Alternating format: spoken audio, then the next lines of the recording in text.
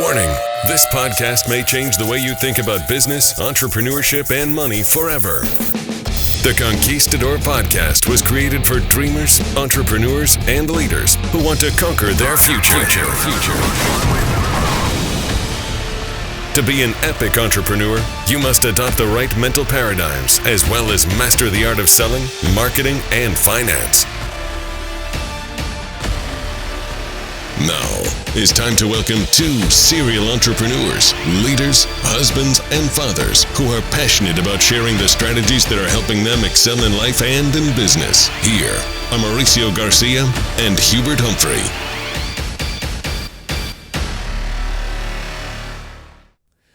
What an exciting moment, as always, having the opportunity to do this podcast every single day. And I can tell you that I enjoy it very much. I enjoy, learning and then sharing. And as always, this is only possible thanks to my friend, my partner, my mentor, who is with me every day, sharing also his knowledge, Mr. Hubert Humphrey. Hubert, how are you today? I'm doing great today. It's a wonderful day. You know, we always look for tomorrow, mañana. It never comes because it's always today. And I'm glad it's today, and we can be with all these great entrepreneurs who are looking to make their dreams come true. I like that. Tomorrow does not exist. Tomorrow never comes, huh? It's always today. It's always today. Always today. Mañana Awesome. Mañana is a myth. Mañana is a myth. So just remember that, guys. You know, we definitely get a lot of paradigm shifting in these podcasts. Let's talk about Mozone today. I'm very blown away by how I've seen you use the Mozone to build gigantic organizations throughout the last 3 decades. And I don't know, did you invent it, Mozone? I mean, I've never seen that anywhere else. I mean, Mozone. I know it's for people that don't know. Maybe why don't you tell us what Mozone is, just to get started, kind of prepare the terrain here as we get into the meat of the topic of Mozone. Well, let's talk about Mozone. I came up with that phrase. It's the momentum zone. It's momentum is mo. You know, in a lot of the sports analogies, when you got big mo on your side, that means you got momentum on your side. So I call it Mozone. And as a little boy, I used to watch the Twilight Zone, an old TV show, and Rod Serling had the Twilight Zone. He says, "You're now entering the Twilight Zone." And so I always thought about the Twilight Zone, and then I had momentum. And in business, I said, let's have the Mozone. And so momentum zone, or Mozone, that's a great subject. I look forward to diving into it here today because, to me, you can have two people doing the very same thing. One's got Mozone and one doesn't. One wins, one is just average and ordinary. It was because of Mozone is a paradigm shift. Of all the paradigm shifts you got to have, this is an important one. In fact, if those people that are in business with me and know anything about me and our leadership format system, our system is broken down into 3 basic divisions: a recruiter's mentality, a builder's mindset, and then a director of motivation. A director of motivation is a person that's directing Mozone, that's creating Mozone, that's directing it toward people, directing people to Mozone. I learned a long time ago, Mauricio, that you don't recruit people to a company, to a product, or to a concept. You recruit them to an environment, to an atmosphere, and it's a heart-to-heart type of thing, and you really just need to work about doing it. And Mozone starts with you individually. Walking. When I see Mauricio, you're a good example of Mozone. You're a high energy guy. Okay. You always look good. You always talk good. Thank you. You when you walk with energy. You move with energy. You care about how things look. You care about environment. You want to make it. You want people to feel good for having an experience. I mean, that's all of this is Mozone. Just the staging of a podcast.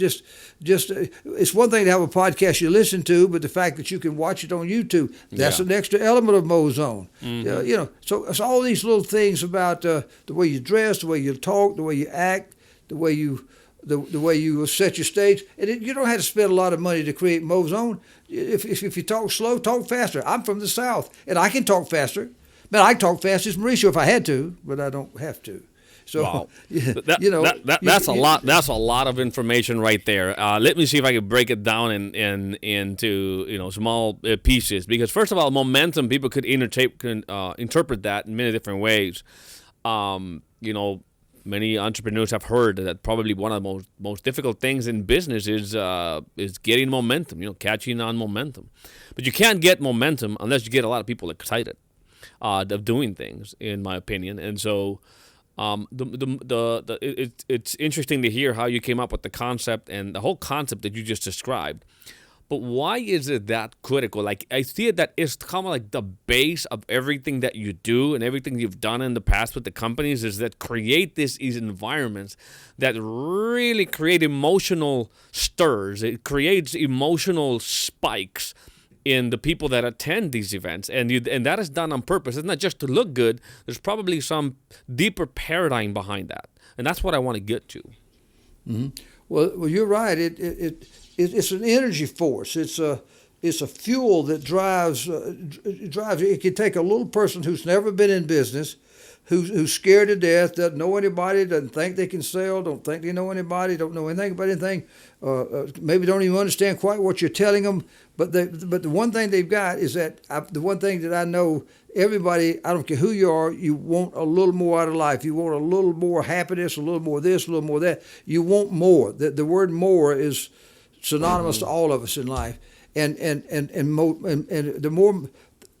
If you look like you're happy, if you look like you're satisfied, or not satisfied, but you look like you're happy, it looks like you've found some success. See, you can be a brand new person just starting out, and you're trying to get some people to follow you or to join you. If you just let them know by the smile on your face, just the way you talk, just to say, look, I can't even, I'm stuttering, I'm stammering, I can't even tell you what I've seen something, you got to see it. That's Mozone. Just me stammering and stuttering, that's Mozone. They're gonna say, "Well, I don't know what's wrong with that guy, but I'm gonna listen to him." And I'm gonna go. Yes. He can't tell me, but would you please tell me? See, the guy that recruited me. Why is he so excited about that? Right? Hey, listen. You know how I got recruited in financial services? The little part-timer, and I've told this story a little bit on other podcasts. The little part-timer whose father called me and said, my little son Ronnie here that you and I both know, he needs to get out of this mess he's in, and he's found something. I don't know what it is.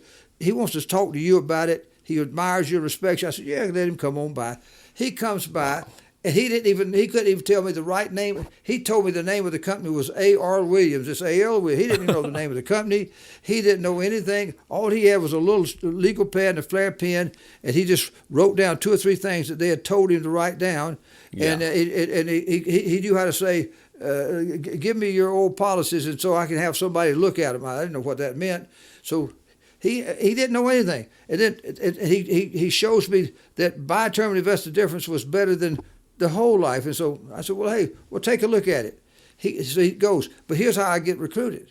First of all, I was impressed that this little guy who was just starting was showing me some concepts that semi made sense. Even though he wasn't explaining them well, it made sense. The math looked better. And I said to myself, I said, I'm sophisticated. I know a lot of things.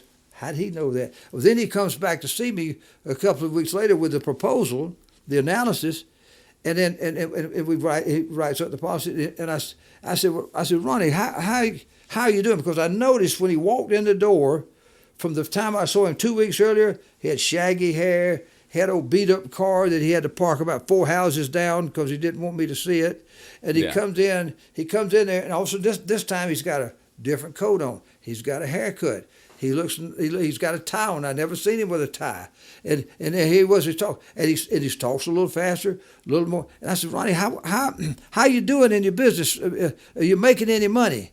And he froze up because all of a sudden he didn't know what to say. He was afraid if I told him that he was making money, he was going to say, well, you're making money off me. Because some people get hung up on that. He tells me he's made $6,500.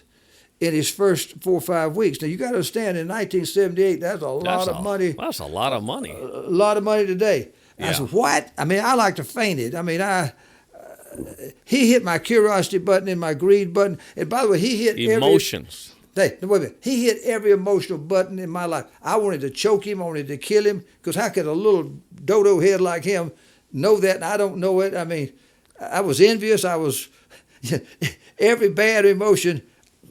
It just hit me. I'm working my butt off. I'm working on the railroad. I'm building I'm doing all this stuff on the side, and I'm not making that kind of money. Mm-hmm. What is this little fool doing? That was the kind of feeling I had. And that recruited me. I mean, he had Mozone and he couldn't spell Mozone. I didn't even know what Mozone was myself then. That's what recruited me. He had an ignorant enthusiasm, which is the most fabulous Mozone that you could ever have. And new people have it a lot better than old people do. Well, that, I came across some statistic not long ago, and it's basically saying that body language, when it comes to communicating and maybe making people feel, and we can relate it to the Mozone, but it's 55%, body language, 38% tonality, and 7% is what you say. And so, I see these events you put together. I've never seen any company, and I've seen and I've been invited to these different places and things, but nothing really at the level of and the just the whole experience. And I wonder, at the foundation of building a company, it doesn't matter which company you're building. I'm what I want to get from you is that if Mozone, it doesn't matter if you're in computer science or whatever, that Mozone is really required to inspire, motivate your people to dream of bigger things.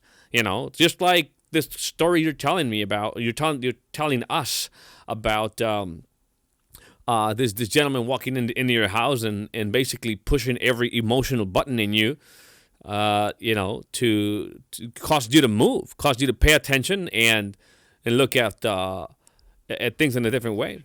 He didn't even know he was pushing any buttons. He didn't know I had any buttons. He was accidentally doing what I'm trying to get people to learn how to do on purpose. Yeah, but now you do it on purpose. And now because maybe at that time you didn't really know, hey, well, this is what Mozone is. You were just reacting. Your natural human emotions were reacting to what he was unknowingly doing to you. And so, but later on, once you understood human nature, then you created the whole culture, right? I mean, we could even talk about culture and how that relates to Mozone, because I think also I've heard it and said many times, and I can see that around the company that you're building, you've got this culture, and all of these companies create this culture around, and it has to do with Mozone. So I think you could probably describe that, what I'm trying to say, a little bit better, because I don't even know if I'm. You're so excited about it. You've got me intrigued. I want to sign up right now. What are you doing? So, but you mentioned going to some of our events. From the time I had little one-on-one events to just for my first 1 or 2 recruits in Macon, Georgia, till we built big out in Denver and all across the country, and we've had events all over the world and had thousands of people. I mean, we've had 35,000 in the Superdome. We had 27,500 at the MGM Grand Garden Arena. So we've had this little meetings, big meetings, but they all had the same purpose. It was to create an environment where people could come. Because I found a long time ago, it's just like why people go to church or go to something like that, is that you really are not going to make any major change in your life or any conversion unless you go through some heavy or deep emotional experience or emotional conversion. And that's why you've got to go and have something that changes their feelings, their emotions, get people to change how they feel about things. That's the whole key. Abraham Lincoln said it great one time. He said, "When I feel good, I do good. When I feel bad, I do bad." It's not what you know, it's how you feel that counts. So feeling, Mozone is all about making people feel a certain way.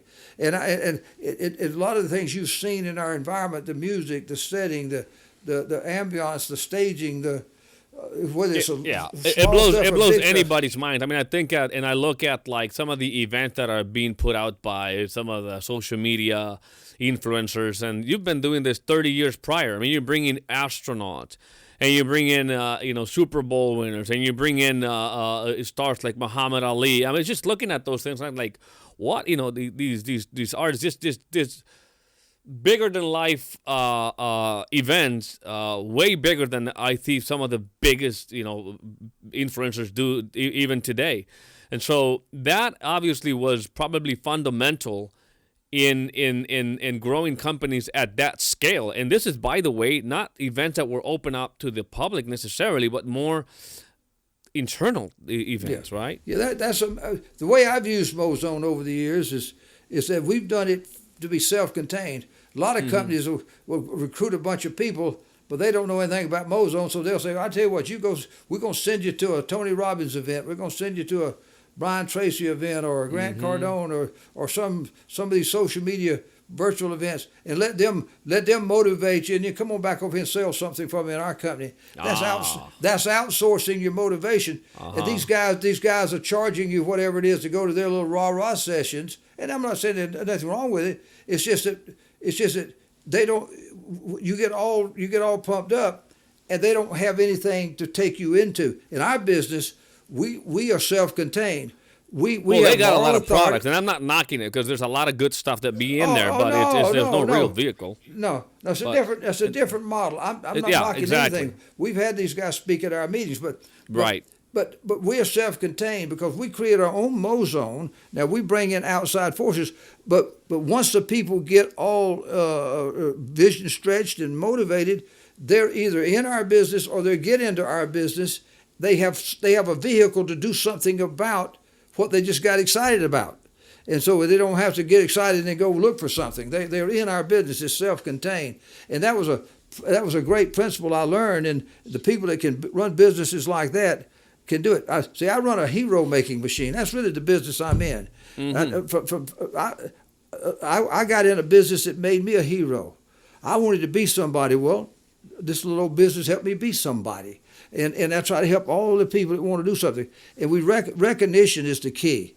To me, sometimes just giving people your time, just treating people with respect, calling people, encouragement to somebody who's discouraged is the greatest Mozone in the world. It comes at the right time and lifts you up. Or sometimes training, empowering you with a little knowledge or skill that you didn't have, that makes you feel better. When you don't think you know enough, you get anxious, and anxiety is a killer. So you want to kind of, I call it CCC, constant CPC, constant personal communication. It's encouragement, it's recognition, it's know-how, it's training, whatever it is. It's all in the Mozone world. And when you go to an event, I'll tell you the first little recognition I did ever with my people. When I got into A.L. Williams, I had me about 3 or 4 people, and I wanted to recognize these people. I didn't have any money. So we all got together there at my house. It was a great setting. My little house had about 1,500 square feet, so it was a small house I'm living in. So I get these people there in my little living room, which was my little office, and they're sitting around, there 3 or 4 of them. And I had some bananas. I didn't have any money to buy them an award, but also I had learned this principle from someplace else. But so I gave them. I took a marker, old black marker, and wrote "Top Banana," #1 banana, and I gave it out to these people. So they got recognized for being the best, but they got a Top Banana award. Now that's Mozone. That's hero making. Now the nice thing about those awards is if you give them a real award, which you should do. That people love awards, they keep them and they put them up on their shelves and they put them on in their meetings. They show them off and they put them on social media now and post them all over the world when they get an award, which is wonderful. Like these rings are awards. So, but back then, it taught people a principle. Say, look, your Top Banana. Now you go take this award, go put it on your shelf over there, and look at it for a day or two. Then after about 2 days, it starts turning a little brown. Then it gets darker. By the time you go 6-7 days from now, that's a rotten banana up there, and you're going to throw that stinky thing away. You're going to have to go work hard to get you another banana. And you see what I'm saying? It's the principle of... Yeah, it's like you can't rest on your past. You got the award, great, we celebrate. And the next one. So in our Mozone, making people heroes Yeah. by caring about them, teaching them, training them, and have leaderboards where they got to compete, contests and trips they can win. All that stuff is built into this environment, this culture, and it transcends all races, all colors, creeds, you name it, genders, women, men. It makes no difference. They all fight. They think everybody wants to be somebody. Everybody's. So when you sell a dream, it's universal. We opened up our business in Tokyo, Japan. We went to Taipei, Taiwan, and opened up. We were in Manila, in Makati City, in the Philippines. We've been in London. I don't care where you're at. They all wanted a dream. I was selling dreams, and it was accepted in any country. Now the products and the vehicles and things may change to help them get it, but boy, they want to be somebody, and they want appreciation. Speaking to so that, these are universal things. Just be in that kind of business. I don't care what it is you're marketing. Do that. Just make heroes out of the people. Make them feel special, and they're bonded to you.